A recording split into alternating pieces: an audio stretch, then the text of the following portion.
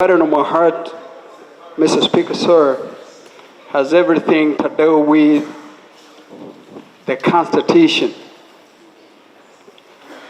I'm a great believer of the Constitution and constitutionalism, democracy and democratization, the law and the rule of law, checks and balances,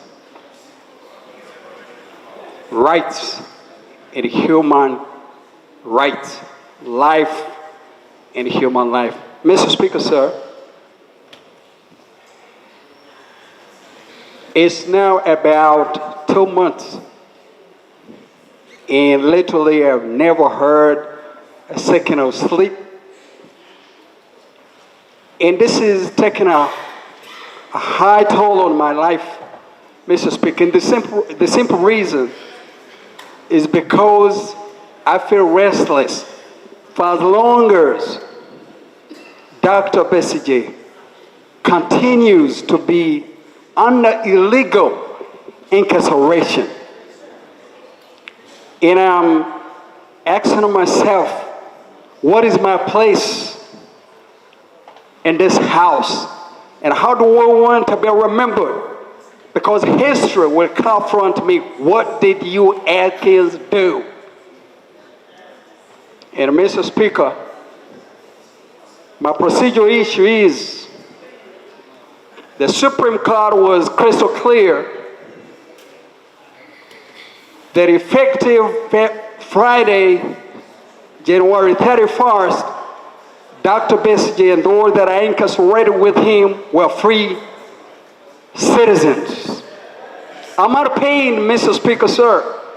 Every time I get countless calls from my community and all over the country, what are you doing? Mr. Speaker, sir, my procedural issue is just simple and flawed. Are we as a House proceeding well when the very Constitution that we swore to protect, preserve, and defend is being abrogated and violated at our words? If you go to bonds, everybody, God forbid. Thank you. Thank you, Mr. Speaker. I really feel for you, my honorable colleague. But the problem is, where do we stop as Parliament? Parliament cannot implement court orders. Parliament, when your people ask you what you've done, you tell them you've spoken. And you raise the issues, because that's all I can do. I don't think I can close Parliament. I say we now go in protest. We were not party to this case. We were just interested as Ugandans. We tasked the Attorney General yesterday to come here and explain. Colleagues, there are things, I mean, that's where our powers here can stop. Can stop. I cannot start now saying you're in contempt, you're in what? No. Okay? We were not even served because we are not parties. So, all we are hearing, please, let the parties to the case handle this matter. I request, Honorable colleague, let the parties to the case handle this matter. Honorable Namboze. You really no, worry me, Mr. Speaker. No, just wait a bit, Honorable Namboze. I didn't say Parliament is not. This is a matter where we are not parties. So I don't know, what do you want Parliament to do? Mr. Speaker, talks about the function of Parliament and the oath we took when we are joining this August House, Mr. Speaker. And Mr. Speaker, we are required, in my own interpretation, for which you can still guide me, Mr. Speaker, that we are supposed to do all within our means to safeguard the Constitution of Uganda and to make sure that this country is governed democratically and in accordance to the laws of the country. And Mr. Speaker, through our various organs of this Parliament, I think, Mr. Speaker, that we can do more than talking, in that, Mr. Speaker, this is the House, first of all, that has a group of people together who have taken an oath to defend the Constitution. And whenever the Constitution is under attack, the Parliament of Uganda, in my own understanding, is supposed to be at the forefront in safeguarding the Constitution and fighting for its implementation in totality. So, Mr. Speaker, when you said at ours that we should go back and tell our people that we talked about it and that is all we can do, Mr. Speaker, I want you to guide me. If there isn't any other way, Parliament can demonstrate, can act. For example, Mr. Speaker, these are institutions whose budget is approved by this House. These are institutions to which we are supposed to call out oversight laws over them, where we can, Mr. Speaker, summon people here. So, Mr. Speaker, I want, as a whole procedure, to guide me if it is wrong for me to assume that this House can do much, much more than talking when somebody is violating the Constitution of this country, Mr. Speaker. Thank you. The parties. Okay? The parties to the case are handling their issues. Parliament has not received any formal communication from any of the parties that please help us. We are stuck. Yes, because they have their lawyers, they speak through their lawyers, we can handle issues formally. Number two, if there is any contempt or what, if there is any contempt and issues of playing around with the judgment, the same court, you go to the same court and it will give you solutions. Very simple. The individuals who can be accused of contempt will be held liable. But as of now, Parliament here, apart from us really eating more time and going on record that we spoke, I can tell you there is nothing we are going to do beyond speaking. I'm being honest. In my tribe, we are very honest people. In Parliament, we only talk. In Parliament, we can't do anything beyond talking. We only talk. And I want to be honest to you. So if you think I will send some of you to go and capture people, I won't. Here we only talk, and you should know your power is for talking and coming up with resolutions. Okay? Honorable Semuju? Because the Honorable Numbers, I share her understanding of your communication, i.e., that your communication until you clarified meant that Parliament is helpless. That's why I'm thanking you for clarifying. I have been here for a while. There was a time a colleague was arrested in total violation of the Constitution. The Speaker of Parliament then said, we will suspend the sitting of Parliament until that MP is released. And the Parliament was suspended and he was released. Mr. Speaker, I fear when you say that our power stops just by talking. And I also fear, Mr. Speaker, when you limit the judgment of the Supreme Court to the parties. This judgment is for the whole country and is for everybody to do under Article 3 of the Constitution, whatever it takes to defend the Constitution. You see, the trouble is that we may think this is limited to BESIGYE and Ajobed Lutare and NUP supporters who are there. There will be a time when they will be coming for you. I told you in Ruzira where I was, Jim Mwezi had been, so was Gilbert Bukenya. Kutesa nearly came. I saw the other day when Honorable Akamba was being grabbed as a chicken thief. These things, the reason we must fight, they are not limited to the victims of today. Tomorrow you are going to be the victim. Wait, Honorable Bua, when they are taking you and you are crying. I visited Honorable Kurisi Wariomus at Jinja Road. They had even denied him slippers, that giant man. And the Honorable Nabukenya here is the one who stood surety for Greece. Point of order.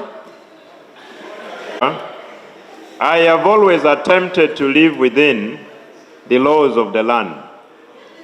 Is it in order for my honorable colleague to wish me bad luck in anticipation of me? Is it in order, really?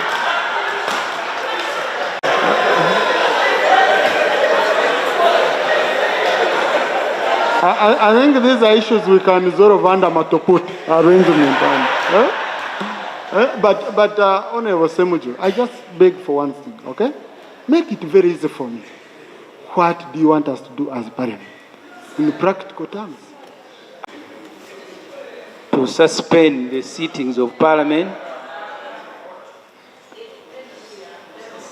I thought we have discipline. If one MP is speaking, even if you want, here people speak by expressing interest. They don't shout like they are in a market. Now I don't know, on record, I don't know whom we can record that you are quarreling with. It is very difficult. So continue. It is very difficult, Mr. Speaker, to record the people who are shouting like my neighbor from Kabul. It's very difficult. But the point I am making, and I am sorry if the Honorable Government Whip took it that way, but where you are seated, BESIGYE used to sit as the State Minister for Internal Affairs. He actually was the chief, he was political commissar of the party where they have accommodated you. He started it by risking his own life. So when I am inviting you, I am not undermining you. I am only reminding you that one day they may treat you the way they are treating BESIGYE. So that's the point I made. But so, wish Mr. him well. Wish him well. No, I want to invite him to join the war to defend the Constitution. I don't have to wish him well. So if you defend the Constitution, you will not be a victim. But even if I wish you well, I wish BESIGYE well every day. I didn't know he would be in Ruzira. So, honorable colleagues, please time. My motion, Mr. Speaker, is that you suspend the sittings of Parliament until government commits itself to full implementation of the judgment of the Supreme Court.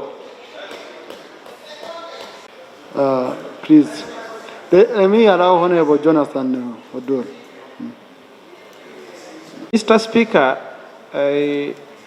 in my thinking, when we sit in this House, we expect the executive to be answerable to the issues and that has been raised by members from both sides. I really empathize with you, Mr. Speaker, when I see you are laboring to explain things that are really not in your hands, and we have a competent bench of ministers here.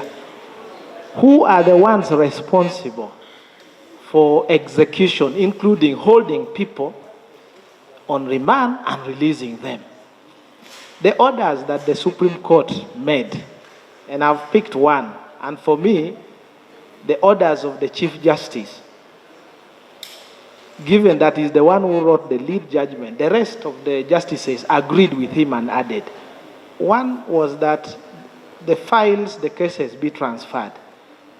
Now, the lawyers who are here know that once that order is made, the registries, we would have expected the court-martial registry to write a cover letter with all the files to the chief registrar if they don't know which particular court to transfer. So, we are blessed with the presence of the Attorney General here. And it is now day 3 of that. We expect the Attorney General to update us that so far we have transferred this number of files, or by tomorrow we would have transferred this number of files, so that at least we are comforted that some steps, because on that particular, I'm not talking about release. I'm not talking about release. I'm talking about the transfer, which is outside of files, which is not in the realms of the two parties. I expect the Attorney General to address us on that matter so that we don't go back and forth, Mr. Speaker. Yeah, I think Honorable Jonathan, a member cannot come on point of procedure. I go to the minister to answer. Because procedure is for me how I'm running the House here. So the colleagues, the questions they were asking were all on procedure. But I think this should have been the question Honorable Attorney General, update us. You updated us yesterday, we understand, but what are the new developments? So, Attorney General. Honorable Speaker, I firstly want to implore you to tap into your patience abilities, and I know you can really be patient. I just want to encourage you to bear with the members and exercise a lot more of the patience which I credit you for having. Our roles in this House are 4 cardinal roles. Number 1 is legislation. Number 2 is oversight. Number 3 is the budgetary process. Number 4 is representation. Honorable Speaker, in this House, members raise anything and everything for as long as they are representing, even if it is one individual. And that's why members keep raising this issue again and again, because there seems to be no end in sight. They are playing their cardinal role of representation. And as one colleague has mentioned, this goes beyond Dr. Kiza BESIGYE, the NUP, political prisoners and others. It's for all of us that the Supreme Court of the land issued a directive, and to date there is ping pong. Honorable Speaker, each day that passes by, people are suffering, and yet they should not. And that's our concern. So the reason people keep raising this matter, and I want to appreciate colleagues who keep raising this matter. I know, right, Honorable Speaker, you're saying they keep raising it so that they are seen to talk. Well, we come here to talk on behalf of people out there. And like I said, even if it is one person, we should fight for the right of that one individual. Honorable Speaker, government needs to help us. Because yesterday we were with the Attorney General. He did not help us. I think he was being quixotic on many things. Back and forth, saying this, that, and the other. And so there was no end in sight. I'm hoping that the Deputy Attorney General, who is here, will help us to shape up, whether it be some kind of timeline, whether it be some kind of hope, that what the Supreme Court ordered is going to be followed. That's the cry of us, right, Honorable Speaker. Same with Honorable Dole. Okay, if this was put to government, I would call on government to answer. I can't answer on their behalf. Attorney General.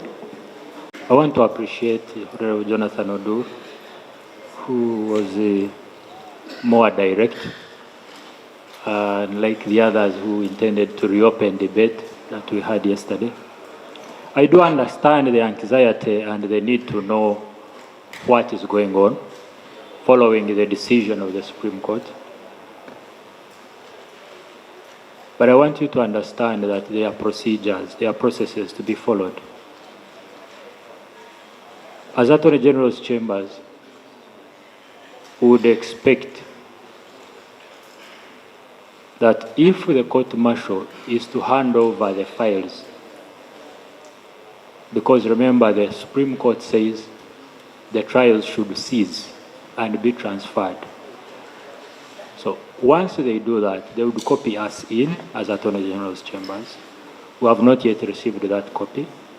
And I'm not going to stand here before Parliament and commit and say we'll table a copy of the transfer list, because I do not know how fast it is being worked upon.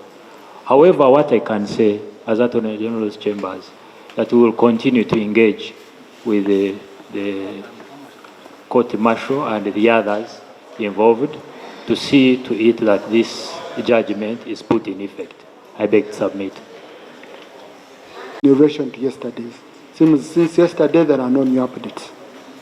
If I Thank you, Right Honour, to the Land Attorney General. He has just made a huge contradiction of his superior. Yesterday, his superior informed this House that as far as the court ruling and orders stand, there is no court-martial in existence. For him, he is informing us that he is still engaging with the court-martial. Mr. Speaker, sir. So which is which? And I think that's why we need to give them time. Yeah, because I think maybe the deputy has not yet been updated on what the Attorney General is having, or I don't know. So I have said clearly the Supreme Court order is concerned. The organs that are supposed to enforce it have not copied to us the steps being taken. What the Attorney General presented yesterday. order, point of order. I now can understand why the Honorable Kafuzi left FDs to join NRM. You are the one who went to court. You are the Attorney General. And the court gave you instructions. Now you are saying they haven't copied it to you. Where were you? You went to court, took a matter. The Supreme Court made a ruling. Is the Honorable Kafuzi in order to pretend that he must be activated by people who didn't go to court? Yet it is the Attorney General's chambers that went to court. Is he in order? I think these are quarrels. I understand why you left us, you went here, you know, these are quarrels between all these, which can be solved in court. But, honorable colleagues, tomorrow we expect to have a Minister for Justice here, and he's the one who oversees the justice, law and justice sector. I will require him to update us, to give us an update in terms of implementation. The one who oversees the whole sector of land justice. It is, let's handle it that way. Next item. Number 3 on the order paper, laying of papers. Proposal for Government 2A